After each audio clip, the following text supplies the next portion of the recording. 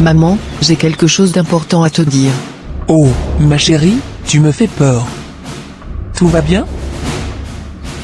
Ne t'inquiète pas, maman, sois tranquille. Je voulais juste te dire que je vais me faire baptiser aujourd'hui. Je passe aux eaux du baptême. Hein? Qu'est-ce que c'est ça? Ne t'en fais pas, maman. C'est une bonne nouvelle. Je vais m'engager dans la foi, croire en Dieu de tout mon cœur. Le baptême est un symbole puissant de ma décision de suivre le chemin de Dieu. Quand je serai plongé dans l'eau, cela symbolisera ma mort à mon ancienne vie, et quand je ressortirai, cela symbolisera ma résurrection en Christ. Je serai une nouvelle personne, vivant dans la sainteté et la vérité. C'est... Je comprends que cela puisse te surprendre, maman. Mais c'est quelque chose que je ressens profondément au fond de moi. Je veux vivre ma vie en suivant les enseignements de Dieu, dans la paix et la sérénité.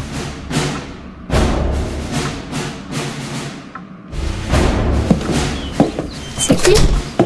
Dieu? Eh bien, Dieu est celui qui t'a créé, qui a créé tous les êtres humains que tu vois chaque jour. C'est lui qui a créé le soleil, la lune, les étoiles, la neige, la pluie, le vent. Tout ce que tu vois autour de toi, sur la terre, appartient à Dieu. Mais où est Dieu? Je veux le voir. Tu sais, Mima, Dieu est un esprit. On ne peut pas le voir comme on voit les autres personnes ou les objets autour de nous. Mais même si on ne peut pas le voir, on peut le sentir dans notre cœur. Dieu est présent partout, il est l'être suprême qui veille sur nous et nous aime de tout son cœur. Oh non. Je comprends rien, moi. T'en fais pas, on aura le temps d'en reparler si tu veux.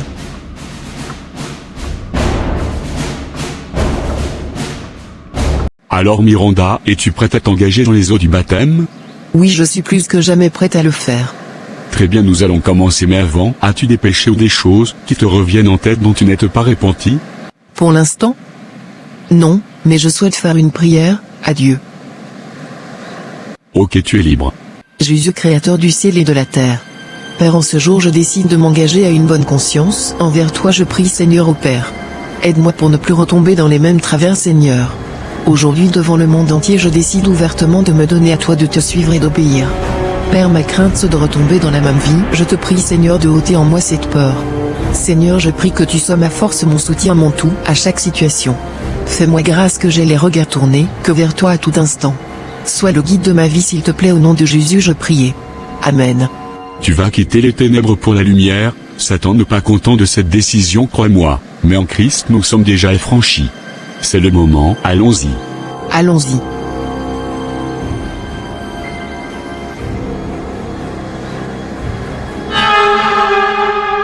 Alors beauté, de quoi voulais-tu me parler? Je te manque, hein?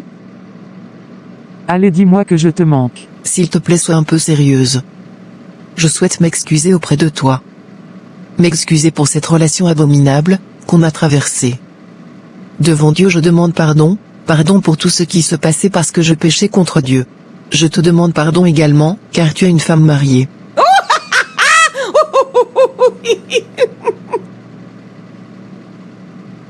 Miranda, tu es malade ou bien? Toi aussi tu la gobes celle-là? Dieu n'existe pas, cocotte. Vivons notre vie, ma belle, laisse ces philosophies. J'ai changé, et ma nouvelle vie m'impose à te dire ce que je viens de te dire. Je le répète encore une fois pour que tu comprennes mieux. Je te demande pardon parce que je t'ai poussé à tromper ton époux. Je n'ose pas imaginer qu'est-ce que ça fait d'être trompé par sa femme. Je te prie de me pardonner pour tout ce que j'ai causé dans ton foyer, à ta famille, à ton mariage, s'il te plaît, pardonne-moi. Mais Miranda, enfin tu n'as pas besoin de t'excuser pour ça car c'est moi qui t'ai poussé. On a passé un très agréable moment ensemble, pourquoi demander pardon? Si je dois le faire, ça fait partie de la marche avec Dieu. Car j'ai péché, j'ai failli tuer ton foyer, c'est juste horrible. Si on pouvait revenir dans le temps pour effacer nos actes, je l'aurais fait. Pardonne-moi, je te demande pardon. Arrête chérie, je comprends rien dans ce que tu me dis. J'ai rencontré Dieu et ma vie a totalement changé, crois-moi. Je ne suis plus la même. Ma vie, mes pulsions ont totalement changé. Ce que je suis en train de faire, c'est ce que je dois faire. Oui, réparer mes torts. La Miranda du passé, tu peux l'oublier, car elle ne reviendra plus. Elle s'est engagée à suivre Jésus. La Miranda d'aujourd'hui, elle est conduite par le Saint-Esprit. Je souhaite que tu connaisses la même expérience. Il y a juste une chose, c'est que je dois rencontrer ton mari pour lui demander aussi pardon. Hein? N'importe quoi, allez, j'ai mieux à faire. Bye. Il y a juste une chose, c'est que je dois rencontrer ta femme pour lui demander aussi pardon. Qu'est-ce qui t'arrive? Qu'est-ce que tu crois, en fait? Que je vais te laisser débarquer chez moi et raconter ce genre d'histoire à ma femme? Ok, pour toi, si tu as décidé enfin de rencontrer ton Seigneur Jésus, ok, c'est cool, mais de là à venir foutre le bordel dans ma maison, jamais. Tu délires. Je dois rêver, je pense que ça doit être un délire, c'est pas possible. Bon, je pense que j'en ai assez entendu pour aujourd'hui. Je vais retourner à mon poste, j'ai un rendez-vous qui m'attend. Je t'ai dit la vérité. Après, tu es libre de penser ce que tu veux, ok? Si tu veux partir, tu peux partir. Au moins, tu m'as écouté. Je te remercie pour ça. Je ne veux pas te voir près de ma femme, que ce soit clair. Vraiment, n'importe quoi. Allez, il faut que je me dépêche. Mon rendez-vous de cet après-midi doit être là. Du réel n'importe quoi. Allez, mon rendez-vous est là. Madame Borde? Oui, c'est bien moi, docteur. Veuillez me suivre s'il vous plaît. Alors, docteur? D'après les résultats des analyses, il en ressort que madame vous êtes beaucoup en état de stress, c'est une des causes, que vous n'arrivez pas à tomber enceinte. C'est vrai que je suis pas mal sous pression, j'ai une entreprise à gérer et c'est pas toujours évident. Qu'est-ce que je dois faire, docteur? Ça peut s'arranger, on va essayer de calmer tout ça avec des vitamines et des anti-stress. Sachez que les principales causes du stress sont les difficultés à gérer une situation inattendue. La pression sociale ou intellectuelle liée au travail, comme dans votre cas, le surmenage.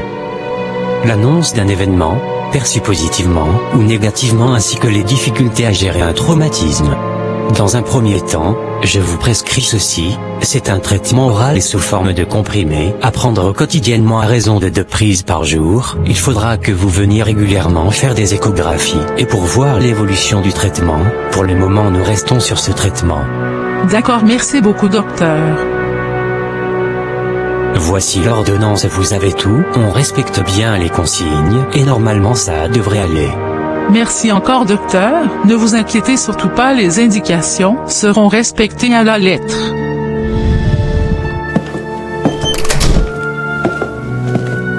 À très prochainement. Seigneur, toi-même t'en es témoin. Je sais que tu as tout vu. J'ai fait les choses comme il se doit. On s'est moqué de moi, mais le plus important est que je suis en ordre avec toi, mon Dieu. Merci pour la force que tu m'as donnée. Ça a été une dure journée. Allez, bientôt c'est l'heure de rentrer. Il est déjà 19h.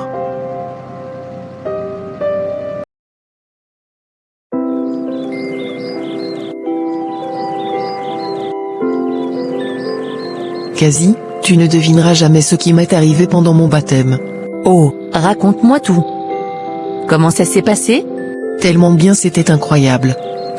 Quand j'ai été plongé dans l'eau et que je suis ressorti, j'ai ressenti une légèreté et une paix indescriptibles. C'était tellement profond, quasi. Je ne sais même pas comment l'expliquer. Waouh, ça a l'air d'avoir été une expérience vraiment spéciale pour toi. Je suis tellement contente pour toi, Miranda. Merci, quasi.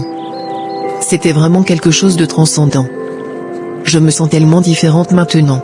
Tu sais quoi, je suis impatiente de te revoir pour que tu me racontes tout en détail. Ça me donne envie d'explorer ma propre spiritualité. Qui sait? Je serais ravie de partager ça avec toi, quasi. C'est une étape importante dans ma vie, et je suis reconnaissante de pouvoir la partager avec une amie comme toi. Oh, Miranda, tu es tellement spéciale pour moi aussi. Je suis reconnaissante d'avoir une amie aussi inspirante que toi. Merci, quasi. Ça signifie beaucoup pour moi. On se voit bientôt, pour qu'on puisse discuter de tout ça plus en profondeur? Absolument. Je suis impatiente. À bientôt, Miranda. À bientôt, quasi. Merci pour tout. Bisous.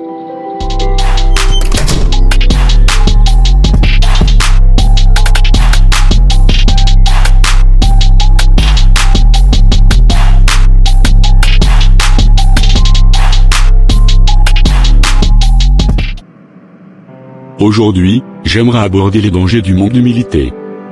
Ceux qui ne sont pas humbles sont orgueilleux.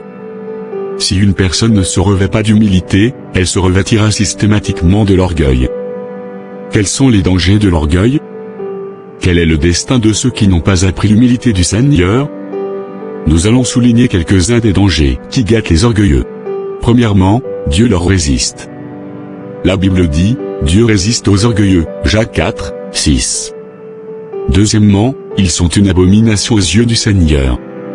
La Bible déclare, tout cœur hautain est en abomination à l'Éternel, il ne restera pas impuni, Proverbe 16, 5. Troisièmement, ils sont haïs par Dieu. L'arrogance et l'orgueil, la voix du mal et la bouche perverse, voilà ce que je hais, Proverbe 8h13. Quatrièmement, ils sont voués à l'ignominie. Quand vient l'orgueil, vient aussi l'ignominie, Proverbe 11, 2. Cinquièmement, leurs demeures sont renversées par le Seigneur. L'Éternel renverse la maison des orgueilleux, Proverbe 15h25. Sixièmement, ils finissent dans la destruction.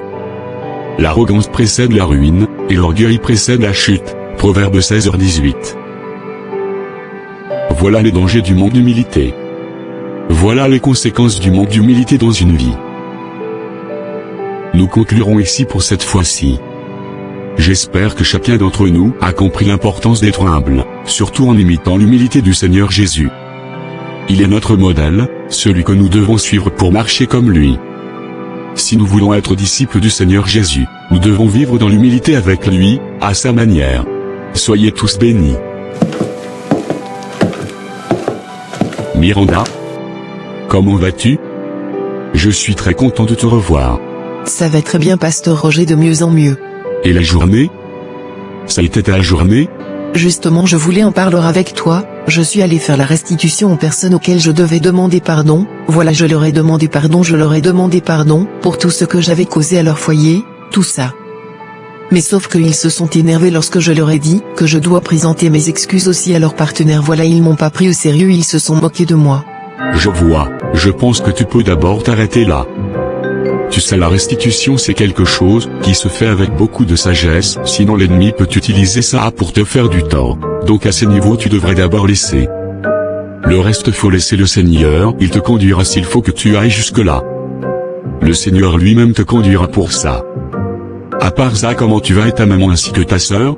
Elles vont très bien par la grâce de Dieu, personne n'est malade. Pasteur Roger, je voudrais te parler de quelque chose. Depuis un certain moment, comme toutes ces mauvaises paroles qui reviennent dans ma tête, je me sens attaqué par moments. J'entends une voix dans ma tête qui me dit que personne ne m'épousera, que voilà, je ne suis bonne à rien, que je suis laide, que je suis une femme qui a été destinée à être la maîtresse des hommes mariés. J'ai perdu toute assurance, toute force intérieure et je sais pas quoi faire de cette bataille continuelle intérieure, et j'aimerais vraiment que cela en finisse. Cette même voix m'insiste à avoir des mauvaises pensées contre Dieu. Je ne sais vraiment pas quoi faire. Miranda, ma fille, je vois que tu as besoin de guérison intérieure. Tu m'as parlé de ton père, et je sais combien son absence t'a profondément affecté. C'est normal pour une fille d'être fortement attachée à son père, c'est une figure de référence. Mais aujourd'hui, tu as la grâce de Dieu et ta mère pour te soutenir. Même si ton père n'est plus là physiquement, sache que Dieu est ton Père suprême, un Père éternel. Il comblera tout vide dans ta vie et te couvrira d'un amour inconditionnel, bien au-delà de ce que n'importe qui d'autre pourrait t'offrir.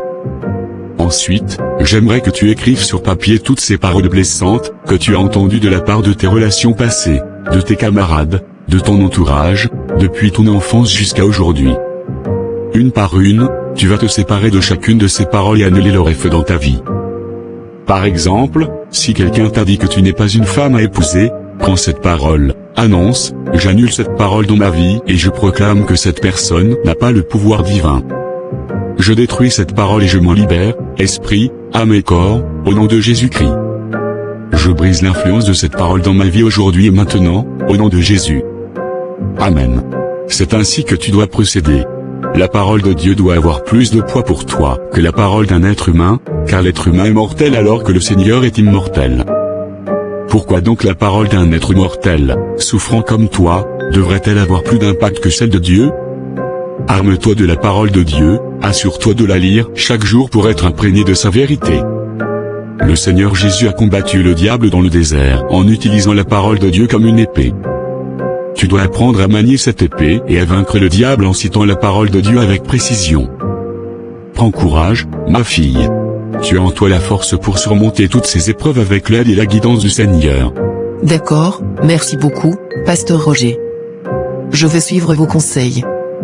J'ai déjà terminé ma première lecture du Nouveau Testament, et maintenant, je voulais commencer à lire toute la Bible. Cependant, je vais d'abord relire le Nouveau Testament. Je suis vraiment désireuse de connaître les Écritures. Je veux que les paroles saintes soient imprégnées dans mon être, dans mon esprit, dans mon âme. Je veux connaître la parole de Dieu intimement, car pour moi, la parole de Dieu est Dieu lui-même. Je prie sincèrement pour avoir la persévérance et la diligence nécessaires pour étudier les Écritures avec précision, pour que je puisse les connaître avec exactitude. C'est excellent, et il y a une autre chose à laquelle tu dois penser, le pardon. Le Seigneur dit dans sa parole, que si nous ne pardonnons pas, il ne nous pardonnera pas non plus. Il nous enseigne à prier, pardonne-nous nos offenses, comme nous pardonnons aussi à ceux qui nous ont offensés. Si tu pardonnes, le Seigneur Jésus te pardonnera aussi. Tu dois pardonner de tout ton cœur, car le pardon est une loi spirituelle. Néglige pas cette vérité fondamentale. Merci infiniment, Pasteur. Je ne vais pas tarder à rentrer chez moi. Demain, une longue journée m'attend au travail. Je tiens à te remercier énormément pour ce partage, qui m'a apporté énormément. Je rends gloire à Dieu pour la transformation qu'il est en train d'accomplir dans ma vie. Je suis vraiment reconnaissante et heureuse. Gloire à Dieu ma fille, Christ en nous l'espérance de la gloire.